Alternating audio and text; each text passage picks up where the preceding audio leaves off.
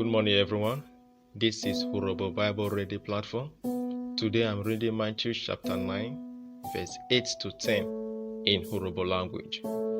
Obi Matthew Uyobi Royin Iririn Awo Royin Ererin Rite Ikwe. Verse 8.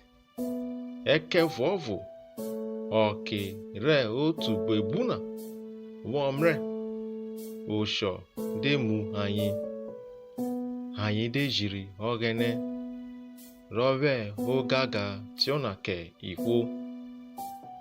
Verse 9. Rijesu wonyane 18.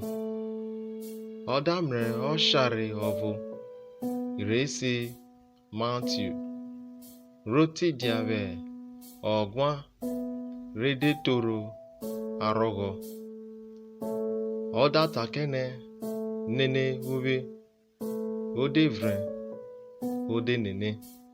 Verse 10. Okiriboti roboti dia udemu ve ubebi roye nige imi arogo buebu kugbe iru imuemu ve onye de tidia kugbe idibo roye wakobiro.